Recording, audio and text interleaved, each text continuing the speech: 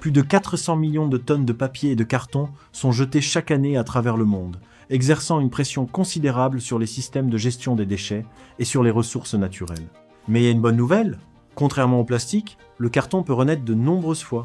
Une simple boîte usagée peut être collectée, réduite en pâte, transformée en nouvelles feuilles et rejoindre à nouveau la chaîne d'approvisionnement mondiale. Mais savez-vous comment un simple carton froissé destiné à la poubelle peut devenir, en quelques heures seulement, une feuille de carton neuve prête à emballer un nouveau produit? Et combien de fois une même fibre de cellulose peut-elle renaître avant de finalement s'épuiser? Ce que vous êtes sur le point de découvrir est un voyage fascinant à travers l'une des industries de recyclage les plus impressionnantes et les plus sous-estimées au monde. Dans cette vidéo, nous vous emmenons à l'intérieur de l'une des usines de recyclage de carton les plus avancées pour comprendre exactement comment chaque étape transforme un déchet destiné à la poubelle en un produit neuf, prêt à reprendre du service. Des centres de collecte jusqu'aux lignes d'impression et d'emballage, vous allez découvrir pourquoi le carton que vous jetez n'est presque jamais vraiment un déchet. Restez bien jusqu'à la fin. Chaque tonne de carton recyclé fait bien plus que devenir une nouvelle boîte. Elle représente une valeur environnementale immense.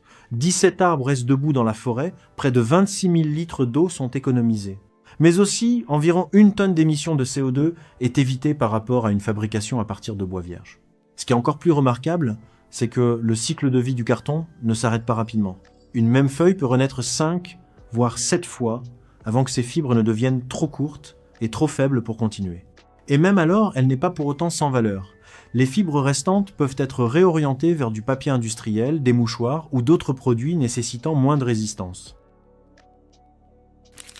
Chaque boîte en carton, une fois sa mission de protection accomplie, entame un nouveau voyage, celui du retour vers l'usine de recyclage. Chez les particuliers, les boîtes sont généralement aplaties, liées en paquets et mises de côté pour la collecte. Dans les supermarchés, les commerces ou les entrepôts, où les volumes sont bien plus importants, les cartons sont compressés par des presses hydrauliques en balles carrées, plus faciles à empiler et à transporter. Chaque jour, des milliers de ces balles quittent leur point d'origine en direction des centres de traitement. À l'arrivée des camions à l'usine, la phase de collecte s'achève et l'inspection commence. Les balles sont déchargées et acheminées vers la zone de réception, où chaque lot est pesé, enregistré et contrôlé pour son taux d'humidité. Des capteurs optiques, appuyés par une surveillance humaine, détectent les contaminants restants, rubans adhésifs plastiques, agrafes métalliques ou fils de nylon égarés. Les lots trop humides ou souillés de graisse sont écartés pour éviter de compromettre un lot entier de pâtes recyclées. Les balles validées sont ensuite classées par catégorie: carton ondulé brun, carton plat ou carton imprimé. Une classification qui déterminera l'usage final de la pâte récupérée. Depuis la zone de tri, les balles de carton approuvées sont envoyées directement vers le pulpeur, le cœur de tout le processus de recyclage. Chaque balle est plongée dans une cuve massive contenant des dizaines de milliers de litres d'eau, où le mélange est dilué à seulement 1 à 2% de fibres, le reste étant de l'eau. Cette dilution extrême permet aux fibres de cellulose de se séparer rapidement et de se disperser uniformément, les préparant pour l'étape de raffinage qui suit. D'immenses pales rotatives se mettent à tourner à plusieurs centaines de tours par minute, générant de puissants tourbillons. Cette turbulence est suffisamment forte pour désintégrer la structure multicouche du carton tout en décollant les colles durcies présentes à sa surface. Simultanément, encre et fines pellicules plastiques se détachent, flottant à la surface ou emportées par l'eau, éliminant ainsi une grande partie des impuretés. Le résultat est une pâte brunâtre, grossière mais uniforme, la base initiale d'un nouveau cycle de vie. Cette pâte doit encore être affinée avant de pouvoir devenir de solides bobines de carton. Des machines de raffinage équipées de disques rotatifs et de barres de coupe tranchent et fibrillent à répétition la surface des fibres. Ce processus ouvre d'innombrables fibrilles microscopiques, permettant aux fibres de se lier plus étroitement lors de la fabrication du papier, améliorant ainsi résistance et durabilité. Parallèlement au raffinage, l'usine intègre une portion de pâte vierge, produite directement à partir de bois, pour compenser les fibres recyclées qui se sont raccourcies et affaiblies au fil des cycles. Ce ratio est ajusté selon le produit final. Les couches externes nécessitent généralement plus de fibres vierges pour la douceur et la rigidité, tandis que lame ondulée intérieure peut reposer principalement sur des fibres recyclées. Des additifs, comme l'amidon, des agents de collage et des résines de résistance à l'humidité sont également introduits, transformant la pâte grossière en une matière finie, propre, homogène et hautement liable. Une fois le mélange de pâte raffiné est prêt, il est envoyé vers la machine à papier, l'endroit où la pâte liquide prend une forme définie. Depuis de larges tuyaux, la pâte diluée s'écoule sur une toile métallique mobile, ressemblant à un flux boueux brunâtre.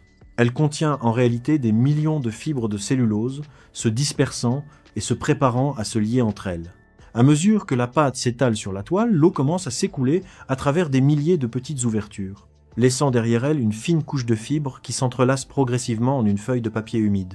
Des rouleaux presseurs situés en dessous tournent en continu, retirant l'humidité tout en compressant les fibres. C'est ici, à partir d'un mélange liquide informe, que les premières feuilles de papier commencent à apparaître. À l'étape suivante, la surface paraît plus lisse et plus uniforme, moment où l'essentiel de l'eau s'est écoulé et où la feuille devient suffisamment solide pour exister sous forme de bande continue. Des capteurs modernes surveillent chaque détail, épaisseur, uniformité et taux d'humidité, garantissant qu'aucune déchirure ni tache n'interrompt la production. La bande de papier fraîchement née est enfin guidée à travers de larges rouleaux presseurs, éliminant les derniers résidus d'eau et aplatissant sa surface, prête à rejoindre l'immense section de séchage. Après sa formation, la feuille conserve encore une quantité massive d'eau, plus de la moitié de son poids total. Pour devenir un matériau durable, elle doit passer par le pressage et le séchage. La bande humide est d'abord guidée à travers une section de pressage composée de plusieurs paires d'immenses rouleaux en acier, exerçant une pression pouvant atteindre plusieurs centaines de tonnes, resserrant étroitement les fibres de cellulose et expulsant une grande partie de l'eau restante. La feuille entre ensuite dans la section de séchage, un système de dizaines d'énormes cylindres en acier poli, chacun chauffé par de la vapeur haute pression à des températures dépassant 150 degrés Celsius. Au fur et à mesure que la feuille glisse sur chaque cylindre rotatif, la chaleur se transmet indirectement à travers le métal, évaporant progressivement l'humidité. Grâce à ce contrôle précis, le taux d'humidité de la feuille chute de plus de 50% à seulement 5 à 7% au moment où elle quitte la section. Une fois sortie des séchoirs, la feuille entièrement sèche est immédiatement enroulée en bobine de plus de 3 mètres de diamètre, pesant plusieurs tonnes et servant de base pour les étapes suivantes d'ondulation et de transformation. Une fois les immenses bobines de carton pressées et séchées, elles rejoignent immédiatement l'étape qui détermine la résistance d'une boîte en carton, l'ondulation. Dans ce processus, la bande de papier passe entre deux rouleaux, en acier rainuré, tournant en sens opposé sous chaleur et pression élevée. À mesure que le papier traverse ces rouleaux, sa surface plate se transforme en une série de vagues régulièrement espacées, courbes sinusoïdales lisses ou crêtes en V pointu selon le design technique. Cette structure ondulée augmente considérablement la résistance à la compression verticale sans ajouter de poids supplémentaire, transformant une feuille fine et fragile en un noyau robuste doté d'une impressionnante capacité de charge.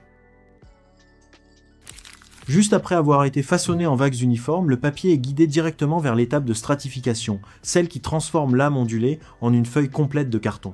Un système de collage automatisé applique une fine ligne précise d'adhésif chaud sur les crêtes des vagues. Immédiatement après, une feuille plate est pressée fermement par-dessous, suivie d'une autre appliquée par-dessus. L'ensemble de cette structure multicouche passe ensuite à travers de grands rouleaux presseurs, où une pression uniforme fixe le positionnement et renforce la liaison entre les couches. La feuille nouvellement formée continue à travers des ventilateurs de refroidissement et des rouleaux de support, permettant à la colle de se fixer tout en stabilisant sa forme. Une fois les feuilles multicouches entièrement stratifiées et refroidies, elles passent à l'étape de découpe et de formage, le processus qui transforme le matériau plat en structure tridimensionnelle de boîte. Les feuilles passent d'abord sous des lames rotatives qui tranchent des rainures verticales, marquant les rabats de la boîte. Immédiatement après, la section de rainurage applique une pression douce le long de ces lignes, créant des marques de pliage qui garantissent que l'âme ondulée se plie proprement sans se fissurer. Pour les boîtes présentant des caractéristiques plus complexes, comme des poignées, des aérations ou des couvercles rabattables, les feuilles sont introduites dans des machines de découpe à l'emporte-pièce, dotées de lames métalliques préfabriquées qui découpent la forme complète de la boîte en un seul mouvement. Une fois le formage terminé, les ébauches de carton sont soigneusement empilées et scannées par des capteurs automatiques pour garantir leur uniformité avant de rejoindre la zone de finition. Une fois les feuilles rainurées et précisément formées, elles passent à l'étape d'impression, un processus qui ajoute une valeur commerciale au produit. De nombreuses lignes de production nécessitent l'ajout de logos, de codes barres ou d'instructions de manutention pour répondre aux besoins d'emballage et de distribution. Des imprimantes flexographiques équipées de cylindres souples appliquent des impressions en relief directement sur la surface du carton. L'ensemble du processus étant contrôlé par des systèmes automatisés, maintenant une vitesse et une précision élevées. Des capteurs optiques surveillent en continu la netteté, l'adhérence de l'encre et le séchage en temps réel, ce dernier étant réalisé par lampe UV ou système d'air chaud forcé. Juste après l'impression, les feuilles de carton passent au contrôle qualité, le dernier point de vérification avant de quitter la ligne de production. Des équipements de test spécialisés mesurent la résistance à la compression, verticalement et sur les bords, garantissant que chaque boîte conservera sa forme pendant l'empilage et le transport. Des capteurs automatisés scannent également la surface pour évaluer épaisseur, planéité et uniformité globale. Toute boîte ne répondant pas aux normes techniques est immédiatement écartée. Les cartons approuvés rejoignent ensuite des systèmes d'emballage à haut volume, où des machines de pliage automatique aplatissent chaque boîte et les empilent en paquets selon des quantités prédéfinies. Selon les spécifications de la commande, ces paquets peuvent être sanglés, enveloppés de films rétractables ou emballés dans des conteneurs plus grands. Pour les commandes à grande échelle, les cartons sont empilés sur des palettes, scellés sous film protecteur et étiquetés avec des codes d'identification permettant un suivi et une traçabilité complets. Un carton d'emballage jeté aujourd'hui dans le bac de recyclage pourrait, dans quelques semaines à peine, se retrouver à nouveau chez vous. Transportant un tout autre colis, sans que vous ne soupçonniez jamais qu'il s'agit peut-être de la même fibre de cellulose qui a déjà voyagé 5 ou 6 fois à travers le pays. Et c'est tout le principe fascinant de cette industrie discrète. Contrairement au plastique, le carton ne meurt presque jamais vraiment. Il se réincarne, encore et encore, perdant à chaque cycle un peu de sa résistance, mais gagnant à chaque fois une nouvelle utilité. Jusqu'au jour où ces fibres, devenues trop courtes et trop fragiles, terminent leur dernier voyage sous forme de papier ou de papier toilette. Derrière chaque tonne de carton recyclé se cache un impact bien réel. Des arbres qui restent debout, des dizaines de milliers de litres d'eau économisés et des tonnes de CO2 qui ne rejoignent jamais l'atmosphère. Un geste aussi simple que de plier une boîte pour la recycler participe, à son échelle, à ce cycle industriel gigantesque qui tourne sans jamais vraiment s'arrêter. Maintenant, une question toute simple. Est-ce que vous recyclez systématiquement vos cartons ou il vous arrive encore de les jeter avec les ordures? Répondez honnêtement en commentaire. Si ce documentaire vous plaît, alors n'oubliez pas de mettre un like, de vous abonner et d'activer la cloche pour ne manquer aucun de nos contenus.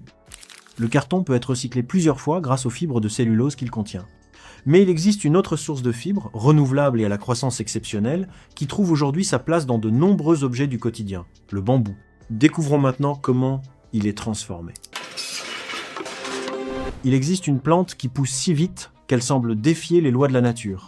Elle n'a pas besoin d'être replantée après chaque récolte. Elle s'adapte à des climats extrêmes et peut se transformer en maison, en ustensiles, en papier et même en nourriture. Son nom ? Le bambou. Alors qu'un arbre peut mettre entre 30 et 100 ans pour atteindre sa maturité, certaines espèces de bambou y parviennent en seulement 3 à 5 ans. Cette rapidité de croissance fait du bambou l'une des ressources naturelles les plus renouvelables de la planète. Mais comment transforme-t-on exactement cette simple tige en objet que nous utilisons chaque jour ? Que se passerait-il si nous remplacions le plastique et le bois par du bambou dans nos produits du quotidien ? Et quel est le processus qui permet à cette plante de capturer jusqu'à 35% de CO2 de plus que les arbres traditionnels ? Ce que vous êtes sur le point de découvrir est un voyage fascinant, à travers l'une des ressources naturelles les plus extraordinaires de la planète. Dans cette vidéo, nous allons vous emmener découvrir comment cette plante ancestrale a révolutionné des secteurs entiers. De sa récolte dans des terrains escarpés à sa transformation en objet que nous utilisons chaque jour, chaque étape révèle une véritable révolution verte en marche. Des techniques traditionnelles de récolte jusqu'aux usines ultramodernes, le bambou prouve qu'il est possible d'allier beauté, utilité et respect de l'environnement. Préparez-vous à plonger dans le cycle étonnant du bambou. Nous vous promettons qu'à la fin de ce voyage, vous ne regarderez plus jamais cette plante de la même manière. Alors restez bien jusqu'à la fin.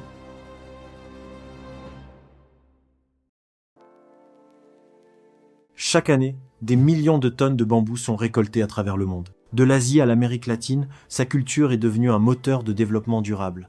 Flexible, solide et surtout incroyablement polyvalent, le bambou compte des milliers d'applications dans la maison, la construction et l'industrie. Cultiver du bambou peut sembler simple, mais sa production à grande échelle exige un savoir-faire millénaire et une logistique parfaitement coordonnée. Dans de nombreuses régions du monde, les plantations de bambou se trouvent sur des pentes montagneuses, où l'accès est difficile et l'utilisation de machines lourdes presque impossible. C'est là que l'ingéniosité humaine entre en jeu. Les agriculteurs de ces zones utilisent des techniques traditionnelles, souvent transmises de génération en génération. Armés de machettes aiguisées, ils sélectionnent avec soin les tiges mûres, différenciant celles prêtes à être récoltées de celles qui doivent encore croître. Cette pratique sélective est essentielle. Elle garantit que la plante mère continue de se régénérer, évitant ainsi la surexploitation. Une fois coupé, le bambou n'est pas laissé à l'abandon. Il est attaché en botte, transporté à pied ou à dos d'animaux de charge par des sentiers abrupts jusqu'aux zones accessibles où il pourra être chargé sur des camions. Dans certains endroits, des systèmes de poulies improvisés sont même utilisés pour descendre les fagots le long des pentes. Ce processus peut sembler rudimentaire, mais il est parfaitement adapté au milieu. Contrairement aux monocultures intensives, ces plantations peuvent coexister avec d'autres espèces végétales, protègent les sols de l'érosion et améliorent la qualité de l'air. Grâce à ses racines denses et profondes, le bambou est idéal pour stabiliser les terrains vulnérables au glissement de terrain. Contrairement à d'autres cultures commerciales qui nécessitent beaucoup d'eau et de pesticides, le bambou est remarquablement résistant. Il peut prospérer sur des sols pauvres et sous des climats variables, ce qui en fait une option viable même dans des régions touchées par le changement climatique. Et comme il n'a pas besoin d'être replanté après chaque récolte, l'effort d'entretien est considérablement réduit. Cet équilibre entre tradition, efficacité et durabilité a permis à des milliers de communautés rurales de trouver dans le bambou une source de revenus stable et respectueuse de l'environnement.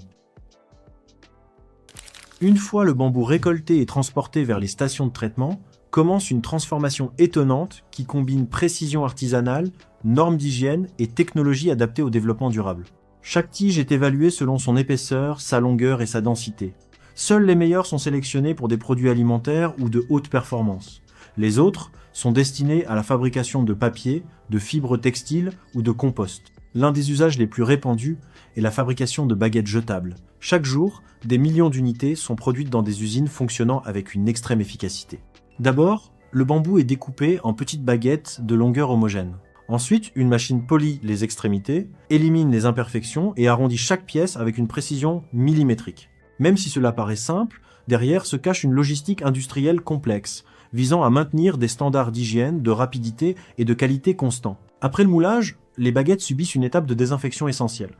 Elles sont brièvement plongées dans une solution antifongique et antibactérienne, puis séchées dans des fours spéciaux à haute température. Ce procédé empêche non seulement la prolifération de bactéries, mais prolonge aussi considérablement la durée de vie du produit. Enfin, elles sont emballées individuellement dans des conditionnements biodégradables ou par paires sous vide, prêtes pour l'exportation mondiale. Mais l'utilité du bambou va bien au-delà. Avec la même matière première, on fabrique des cuillères, fourchettes, spatules, pailles réutilisables et même des brosses à dents. Pour donner forme à ces objets, on utilise des moules en acier qui appliquent pression et chaleur afin de créer des designs ergonomiques. Ensuite, des huiles végétales sont appliquées pour imperméabiliser la surface et la protéger de l'usure. Aucun produit chimique agressif, ni vernis synthétique n'est utilisé, garantissant un article naturel et sûr. Ces alternatives écologiques connaissent une croissance exponentielle. Dans le monde entier, cafés, restaurants et supermarchés remplacent déjà le plastique par des ustensiles en bambou. Une paille en plastique met 400 ans à se dégrader, une paille en bambou seulement quelques semaines. De plus, son aspect naturel et ses veinures uniques lui confèrent une valeur perçue supplémentaire auprès des consommateurs soucieux de l'environnement. Cette polyvalence stimule aussi la créativité. Dans certains ateliers, on conçoit des kits complets de couverts durables comprenant cuillères, fourchettes, couteaux et pailles, accompagnés d'un étui en tissu recyclé. Ces produits rencontrent un franc succès auprès des étudiants, voyageurs et travailleurs désireux de réduire leur empreinte écologique au quotidien.